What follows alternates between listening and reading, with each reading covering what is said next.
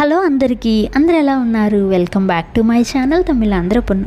ఈరోజు అయితే నేను నా డిన్నర్ ప్రిపరేషన్ మీకు చూపిస్తాను. డిన్నర్ ప్రిపరేషన్తో పాటు నైట్ రొటీన్ వర్క్స్ కూడా నేను చూపిస్తాను అన్నమాట.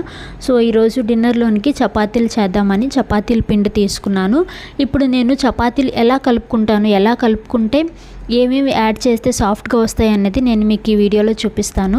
పిండి తీసుకున్నాక కొంచెం సాల్ట్ వేసుకోవాలి, దాంతోపాటు కొంచెం మిల్క్ అనేది వేసుకోవాలన్నమాట. ఇక్కడ నాకు మెజర్మెంట్ ఏమీ నేను తీసుకోవట్లేదు, మనకి జస్ట్ ఒక చిన్న సైజు గ్లాస్తో అయితే సరిపోతుంది. అది కొంచెం మిల్క్ యాడ్ చేసిన తర్వాత కొంచెం ఆయిల్ కూడా యాడ్ చేసుకోవాలి, ఒక 2-3 స్పూన్స్. ఇవన్నీ యాడ్ చేసిన తర్వాత బాగా కలుపుకోవాలి, వాటర్ కొంచెంగా వేసుకొని.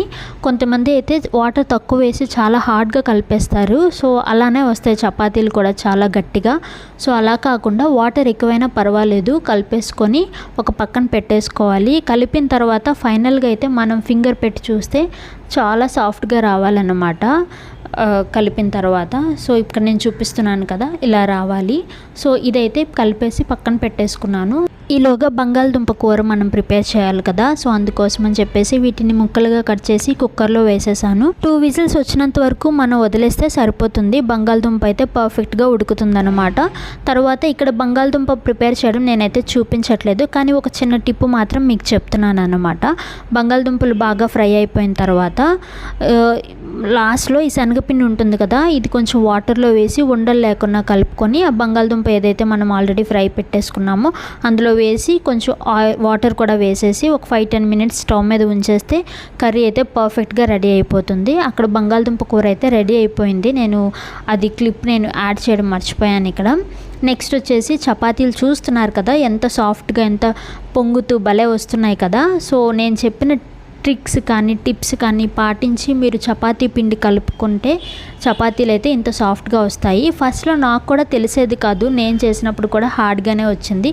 చేస్తూ అలా సాఫ్ట్గా వస్తున్నాయి అన్నమాట. నెక్స్ట్ వచ్చేసి డిన్నర్ అయితే అయిపోయింది. మార్నింగ్ రుబ్బు అయితే నేను నానబెట్టుకున్నాను కదా, దాన్ని ఇక్కడైతే మిక్సీలో వేసేసాను. సో ఇది కూడా మార్నింగ్కి చాలా బాగా ఫర్మెంటేషన్ అవుతుంది. ఇక్కడ వచ్చి రేపు చింతపండు పులిహోర చేద్దామని చెప్పి చింతపండు పల్ప్ అనేది నేను రెడీ చేసి పెట్టుకున్నాను. ఇది ఒక 2-3 టైమ్స్ మనం ప్రిపేర్ చేసుకోవచ్చు. సో ఇక్కడైతే వేడి నీరు పెట్టుకున్నాను అన్నమాట. స్నానం అయిపోయింది, నైట్ కేర్ కూడా అయిపోయింది. చాలా పీస్ఫుల్గా నిద్రపోయాను. సో మార్నింగ్ లేచినప్పటికీ పిండి అయితే ఇలా ఫర్మెంటేషన్ అయిపోయింది పర్ఫెక్ట్గా. ఇడ్లీ కానీ దోశ కానీ వేసుకోవడం. ఇప్పుడు దానికంటే ముందు ఆనపకాయ జ్యూస్ ప్రిపేర్ చేసుకుందాం అనుకుంటున్నాను, అందుకోసం అని చెప్పి అన్నీ రెడీగా పెట్టుకున్నాను. షార్ట్ వీడియో అప్లోడ్ చేస్తున్నాను ఎలా నేను ప్రిపేర్ చేశాను అనేది. ఇంతే అండి వీడియో. మీకు నచ్చిందంటే మాత్రం లైక్ చేసి షేర్ చేసి సబ్స్క్రైబ్ చేసుకోండి. బాయ్.